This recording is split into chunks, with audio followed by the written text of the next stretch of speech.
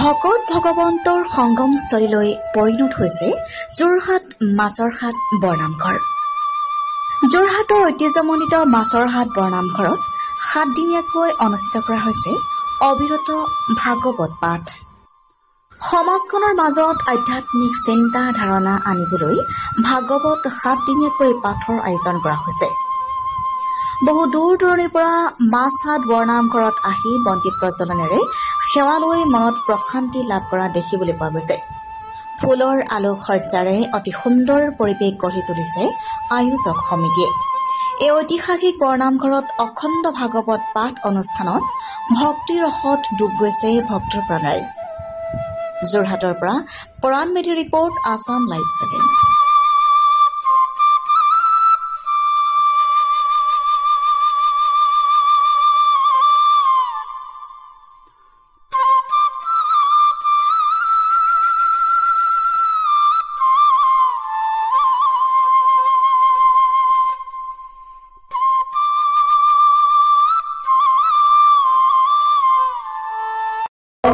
এনেকে মানে ভুল মনত অপাৰেশ্যনটো আছে। আজি 2 বছৰ মানে লকডাউনটো কৰিলো, ভাল পোৱা নাই, কিন্তু তেনেকে আহিছো ভাল চাবলৈ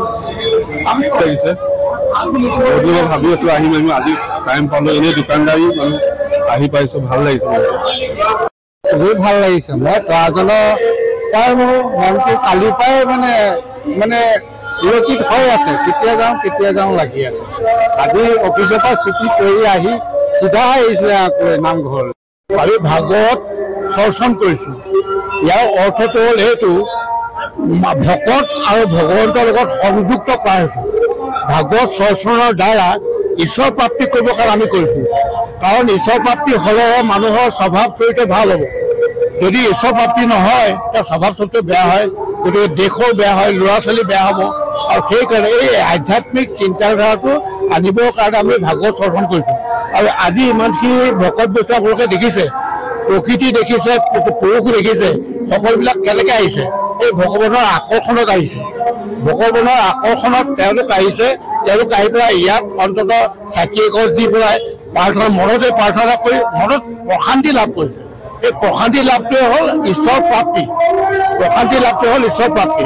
এই প্ৰাপ্তি হোৱা মানে তেওঁৰ শৰীৰটো ভাল হ'ল, আৰু লগতে তেওঁৰ ঘৰখনৰ এটা আধ্যাত্মিক পৰিৱেশ এটা সৃষ্টি হ'ল। আমি এই ভাগৱত দৰ্শন কৰিছো। আৰু মাছৰহাট বৰনামঘৰ এটা ঐতিহ্য আছে। এই ঐতিহ্যটোৰ কাৰণে আমি এইখিনি আজি সুবিধা পাইছো। গতিকে আপোনালোকে মোক সোধাৰ কাৰণে মই তাকে ধন্যবাদ জ্ঞাপন কৰিছো। এতিয়া আপোনালোকে সকলোৱে দেখিছে, আমি যিমানখিনি পাৰো ৰাইজৰ সুবিধাৰ্থে আমি সকলোখিনি কৰিছো। আৰু যাতে যিসকল ৰাইজ তেখেতসকলৰ মনোবাঞ্ছা পূৰণ হয়, যিসকলৰ কামনা বাসনা পূৰণ হয়, সেই উদ্দেশ্যে আমি এই অনুষ্ঠানটো পাতিছো। আৰু এতিয়া দেখিছো যথেষ্ট ভকতৰ সমাগম হৈছে। এই সমাগমৰ কাৰণে আমি সকলো ভকতৰে চৰণত সেৱা জনাইছো। তেখেতসকলৰ যি মনোবাঞ্ছা সেয়া পূৰ্ণ হওক, এই কামনা। ধন্যবাদ। আমি খুব আশাবাদী যোৰহাটৰ মাজত সকলোৰে এটা প্ৰিয় অনুষ্ঠান এটা এভাগ নামঘৰ কাৰণে আহিলো। ইয়াত কিন্তু যথেষ্ট সমাগম দেখিছো আৰু মহত্বও দেখিছো, তাৰে পাইছো। আৰু সকলোৰে ৰাধা ভক্তি আছে, উৎসাহ দেখি পাইছো। খুব আনন্দ লাগিছে, ভালো লাগিছে। জীয়াই থকাত দিনকেইটাত যাতে আকৌ আহিবলৈ সুবিধা পাওঁ, সেইটো লাগে। বহুত ভাল লাগিছে দেখি। আপুনি আপোনাৰ সন্তানৰ নামভৰ্তি কৰিলেনে? অপেক্ষা কিহৰ?